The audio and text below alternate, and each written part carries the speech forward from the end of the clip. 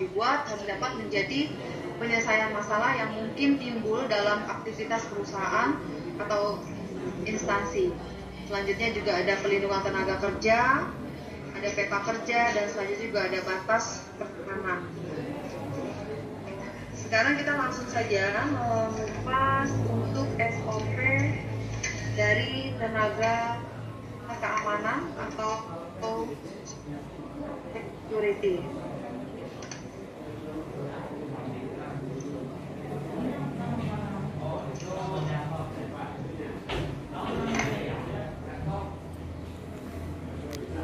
Dokumen harus berpedoman dan panduan kerja sesuai security atau satuan pengamanan. Tujuan di SOP security itu mendukung perusahaan untuk mewujudkan visi dan misi yang telah ditentukan.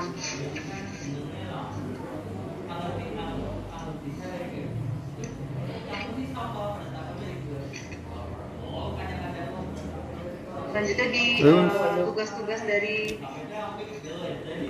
SOP security itu meliputi dari penerimaan tamu, menerima telepon, pengisian buku tamu, telepon, dan patroli, penanganan bencana alam, pakai PA mbak, pakai Zoom, pakai handphone. Di era pandemi COVID-19 ini atau di era new normal yang saat ini negara kita masih terkena dampaknya, untuk penerimaan tamu saat ini mungkin dari pihak perusahaan atau kantor itu sendiri harus membuat surat terkait dengan penerimaan tamu yang datang apabila ingin bertemu dengan pimpinan atau atasan. Nah, di sini tugas security sangat dibutuhkan di dalam menerima tamu. Artinya pada saat tamu datang ke kantor kita, apa yang harus pertama kita lakukan? Itu biasanya di kantor-kantor itu kalau security masih ada yang duduk di meja gitu ya. Kita bisa lihat juga, mungkin bisa sharing juga dari security yang berada di bank-bank. Itu kalau kita melihat security-nya mungkin mereka berdiri ya secara bekerjanya, tapi mungkin di kita di instansi atau di kantor itu masih ada security yang masih duduk.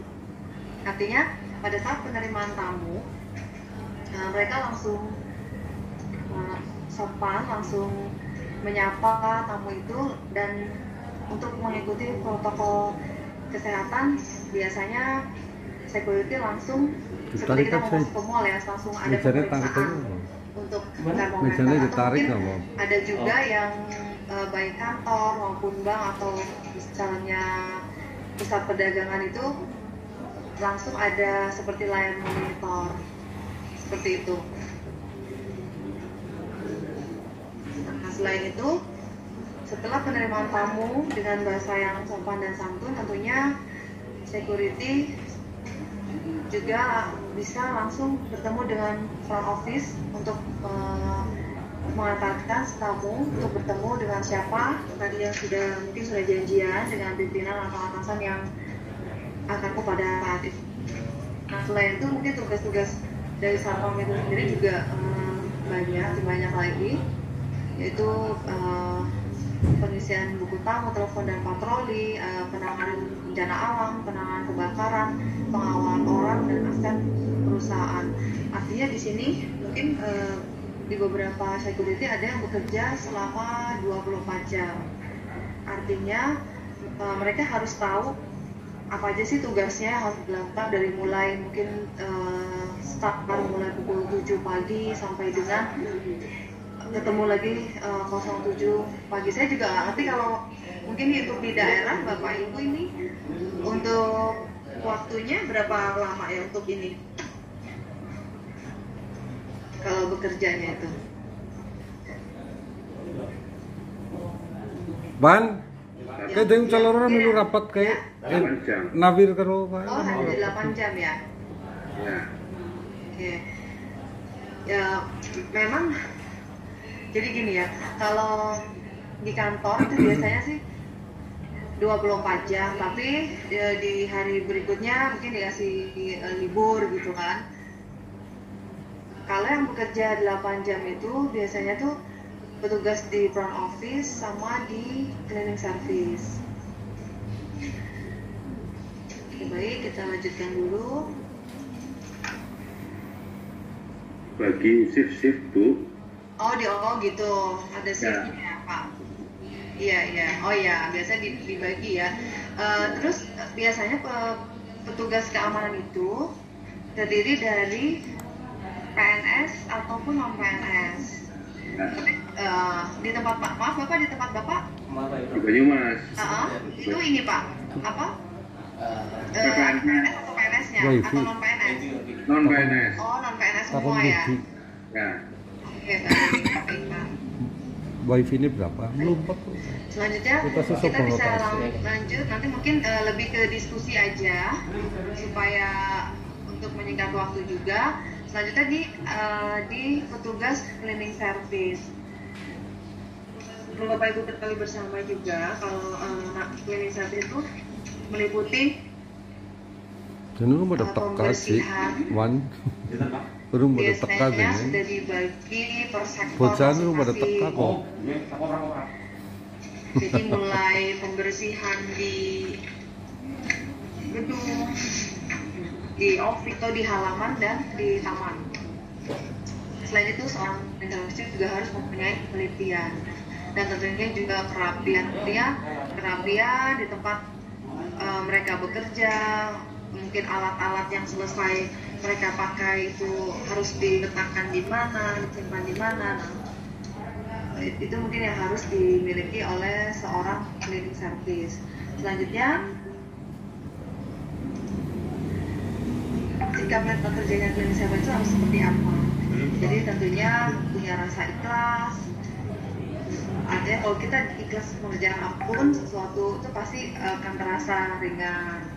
Dan itu juga harus jujur, harus disiplin kapan saya mulai bekerja, mungkin dari pukul 08.00 atau 07.00 sampai dengan pukul 16.30 atau pukul 16. Selain itu harus juga tanggung jawab sudah pasti kan mana seorang cleaning service ditugaskan, misalkan di gedung A atau gedung B atau gedung C atau gedung utama itu pasti harus mempunyai tanggung jawab apa saja yang harus kita kerjakan.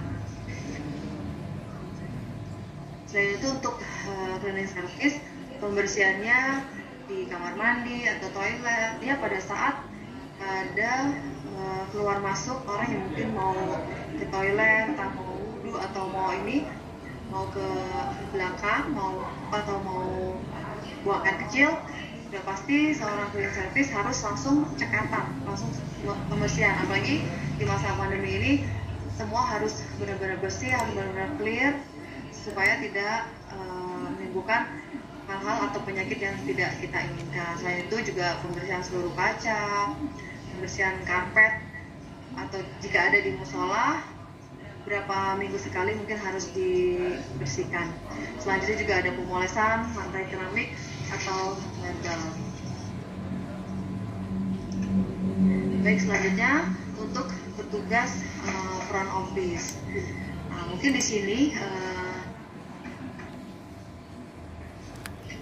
kita ketahui bersama bahwa ketika tamu datang ke kantor atau ke instansi bapak. Nah, Wir,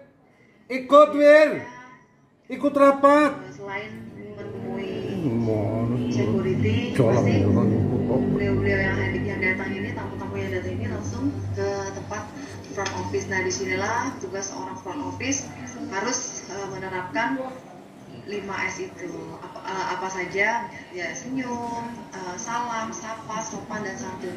Nah, jadi seorang petugas front office harus benar-benar bisa memberikan pelayanan prima kepada para tamu, walaupun mungkin pada kenyataannya, pada yang terjadi di lapangan itu banyak sekali tamu-tamu mungkin yang sudah jindian dengan pesan kita, pimpinan kita, dan sehingga mungkin pada saat atasan atau pimpinan kita sedang ada kesibukan lain, biasanya kan suka ditolak gitu. Nah, disinilah perannya front office untuk memberikan penjelasan serta bahasa yang sopan dan santun tentunya supaya tamu itu tidak marah gitu, tidak salah gitu, udah datang jauh ternyata pas mau ditungguin nggak bisa gitu. Jadi memang harus ramah gitu, dan perlu Bapak Ibu ketahui bersama bahwa orang Indonesia itu kan ramah-ramah ya, terkenalnya ramah-ramah. Jadi nggak boleh nih seorang petugas resepsionis atau yang berada di front office, artinya yang paling di depan kantor itu tidak boleh nggak senyum atau tidak salam atau tidak menyapa ya, apalagi jika tamu itu atau yang bersangkutan, orang yang bersangkutan dan datang itu kita belum kenal gitu, artinya kita harus mau senyum, mau sapa, bapak mau ketemu siapa, ada janji dengan siapa, memang harus seperti itu. Nah, adapun untuk tugas dan tanggung jawab dari front office itu sendiri, yaitu ya selain menerima panggilan telepon, terus selanjutnya meneruskan ke bagian lain, juga menyambut tamu yang datang, memberikan informasi serta arahan, dan selanjutnya juga bisa mengatur jadwal pertemuan antar tamu dan menerima serta meneruskan surat masuk. Nah, keahlian apa saja yang harus diperlukan bagi seorang petugas di front office itu yang tentunya mempunyai kemampuan melayani tamu dengan baik. Artinya pada saat ada tamu yang datang ke kantor kita, di sini kita harus menunjukkan kemampuan melayani tamu supaya tamu itu tidak terkesan, wah kalau saya datang ke kantor ininya seperti ini ya, pelayanannya kurang baik gitu. Nah, itu harus dijaga oleh para petugas dari front office. Selanjutnya harus bisa berkomunikasi dengan baik ya, misalnya yang tadi saya sebutkan 5S itu harus senyum, harus nyapa, harus sopan, supaya tamu juga terkesannya ketika datang ke kantor kita mereka merasa dianggap gitu, merasa diberikan pelayanan yang baik. Nah, selain dapat berbahasa Inggris, juga pengetahuan tentang standar keamanan dan keselamatan publik juga harus diketahui. Selain itu juga harus teliti dan fokus. Baik Bapak Ibu, mungkin itu saja yang bisa saya paparkan. Nanti selebihnya kita bisa diskusi saja supaya ada feedback mungkin di antara tanyakan, atau di sini kita sifatnya yaitu Achiver di Etikus Patiman. Saya juga sudah paham, pasti Bapak Ibu yang mengikuti kegiatan ini tentunya juga sudah lebih paham, sudah lebih tahu, tapi tidak ada salahnya kita saling mengingatkan, saling memberikan ilmu lah gitu. Tentunya di sini juga kita sama-sama untuk belajar demi terwujudnya tujuan organisasi seperti yang diinginkan oleh para atasan kita, dan tentunya juga organisasi yang kita tempati saat ini juga menjadi baik di mata instansi itu sendiri maupun di publik. Demikian yang perlu saya paparkan pada kesempatan pagi hari ini. Kurang lebihnya saya mohon maaf, nanti bisa dilanjutkan dengan sesi diskusi. Demikian Pak Dian. Assalamualaikum warahmatullahi wabarakatuh.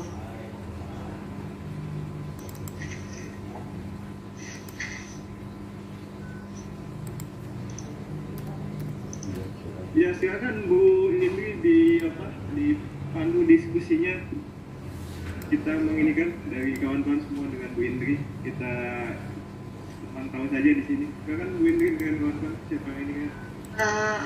Baik Bapak Ibu, mungkin dari yang tadi penjelasan saya sampaikan, silakan kalau Bapak Ibu mungkin ada yang mau menanggapi atau ada yang mau memberikan masukan atau yang sifatnya untuk tentunya untuk kebaikan dari instansi yang kita miliki saat ini. Silakan Bapak Ibu. Saya Bu. Sebentar Bapak dari mana? Kurang berapa man? Banyumas. Loh, kayak melasih temen ngisor. Dari mana Pak? Dari Banyumas. Jutkor sih. Baik. Tapi sudah tak bilang baru datang Mas Amin sudah datang. Tanya dulu. Mas Amin juga sudah datang.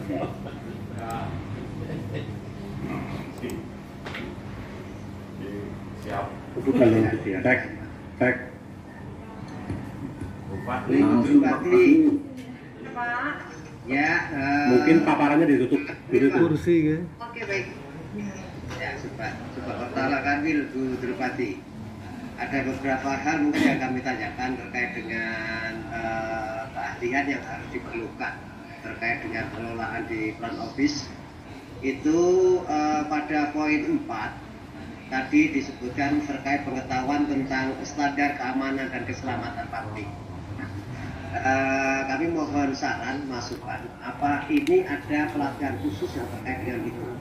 Karena selama ini Nyun Sewu di kita, terutama di Kementerian Agama, itu memang jarang ada pengetahuan tentang standar keamanan. Paling-paling standar keamanan kita penggunaan APAR dan lain-lain itu. Diri di kabupaten supaya lebih seragam begitu. Terima kasih Bu. Matur nuwun.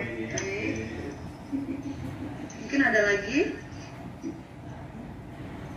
Salamika Bu, Salamika. Baik, silakan Pak. Salamika. Ya, monggo Pak, silakan Pak. Ini hubungannya dengan personal, karena di Kemenak itu jatah honorer untuk satpam, untuk OB, opel dan front office itu terbatas sekali. Sehingga ketika untuk memaksimalkan pelayanan dengan